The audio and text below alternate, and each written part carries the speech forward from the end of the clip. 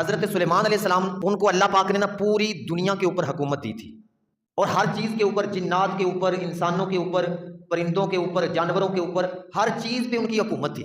ان کا تخت ہواؤں پہ اڑتا تھا، جنات ان کے تابع تھے، پرندے ان کے تابع تھے، ہر چیز کے اوپر اللہ نے حضرت سلیمان علیہ السلام کو حکومت دی تھی۔ حضرت سلیمان علیہ السلام کے زمانے کے اندر نا جنات اور شیاطین یہ آسمانوں کے قریب چلے جاتے تھے، اور اوپر آسمانوں پہ فرشتے باتیں کرتے تھے، اپنے گفتگو ہوتی تھی، جی آج اس کی موت ہے، آج وہاں پر بارش ہوگی، آج فلاں کام ہوگا، وہ باتیں آپس میں کرتے تھے۔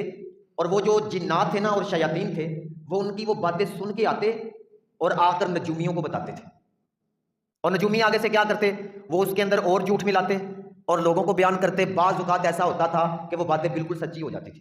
اب لوگوں نے جب دیکھا جی باتیں سچی ہو رہی ہیں، انہوں نے کتابوں میں لکھنا شروع کر دیا، اور لوگوں نے کہنا شروع کر دیا جی جنات کے پاس علم غیب ہے۔ حضرت سلیمان علیہ السلام آپ نے نا وہ ساری کتابیں تلاش کی جو لوگوں نے لکھی تھی، جتنے بھی جادو اس کے اندر لکھے تھے، وہ کتابیں تلاش کر کے نا حضرت سلیمان علیہ السلام نے وہ کتابیں اپنی کرسی کے نیچے دفن کروا دی، جس پہ خود بیٹھتے تھے، اس کرسی کے نیچے دفن کروائی۔ اب حکومت چلتی رہی۔ جب حضرت سلیمان علیہ السلام کا انتقال ہوا، ان کی وفات کے بعد نا شیطان آیا بنی اسرائیل کے پاس انسانی صورت میں، اور آ کے کہنے لگا آؤ جی میں آپ کو بتاتا ہوں سلیمان علیہ السلام نے پوری دنیا پہ حکومت کیسے کی ہے۔ اتنی طاقتور حکومت تھی کہ ہر چیز ان کے تابع تھی، پرندے، جنات، ہوائیں، ہر چیز ان کے تابع تھی۔ اس نے کہا جی میں آپ کو بتاتا ہوں۔ اب وہ جو کرسی والی جگہ تھی نا، وہاں سے زمین کھودی تو ادھر سے کتابیں نکل آئیں، کتابیں نکل آئیں۔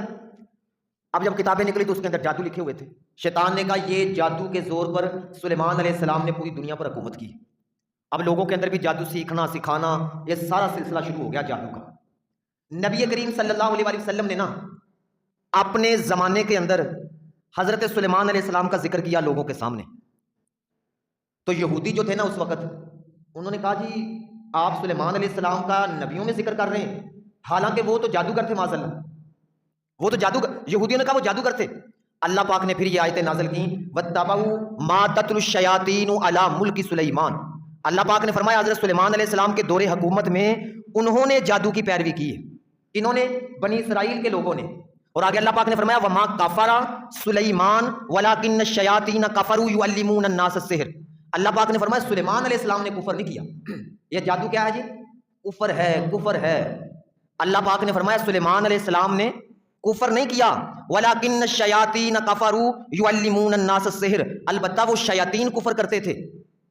اور پھر اس کے بعد جب ہر طرف جادو جادو ہونا شروع ہو گیا نا، لوگوں نے سیکھنا شروع کیا، سکھانا شروع کیا، اللہ پاک نے نا آسمانوں سے دو فرشتوں کو بھیجا، ایک کا نام تھا ہاروت اور ایک کا نام تھا ماروت۔ یہ بھی پہلے پارے کے اندر ذکر ہوا ہے وَمَا أُنزِلَ عَلَى الْمَلَكَيْنِ بِبَابِلَ ہاروت و ماروت۔ دو فرشتوں کو بھیجا۔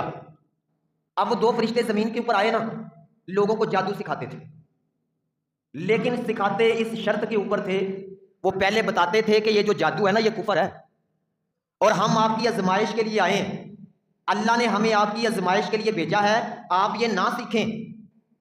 دیکھیں اتنی واضح طور پہ وہ فرشتے آ کے بتاتے تھے، اور پھر جو سیکھنا چاہتا تھا اس کو سکھاتے تھے۔